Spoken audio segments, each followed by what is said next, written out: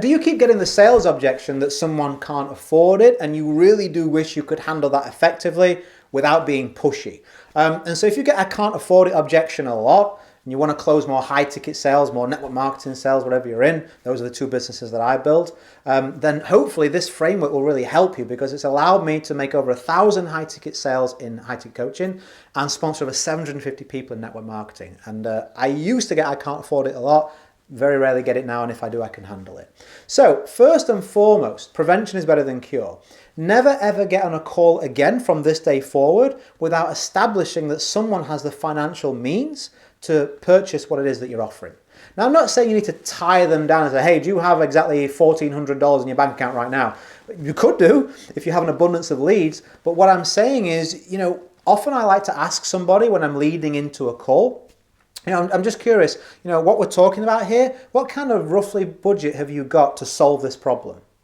And if they say, oh, I have no money whatsoever, like I don't want to invest anything, well then why would we dangle that carrot by putting them on a sales call, going through some great information and them saying, yeah, but I physically don't have the money to afford it. And so if someone says, oh, I don't have much of a budget, we can say, okay, if I showed you something that absolutely you felt confident would solve that problem, could you free up some budget, or do you literally don't have the funds?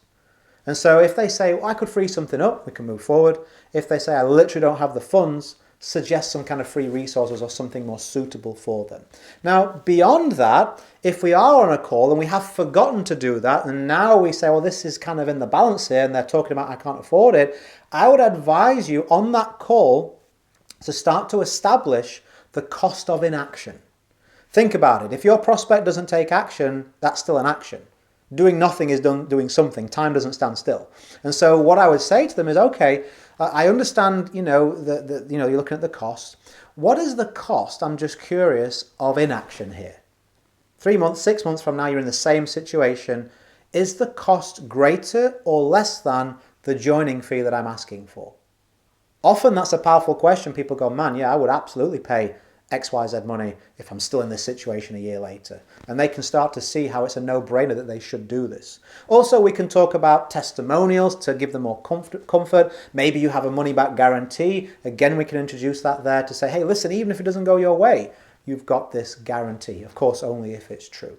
Was that useful? Was that helpful? Hopefully you can prevent it. If you don't prevent it, you've got a way to solve it. If you are trying to build a coaching business or network marketing business, you'd love to generate more leads, people coming to you, and close them really smoothly in an ethical way. I got tons of scripts, ins and outs, detailed feedback for you to follow in joinrichardsgroup.com. If you feel this would be useful for somebody, send them the link or share on your socials using the share buttons. I hope that we can help more people together. Have a good one, and bye for now.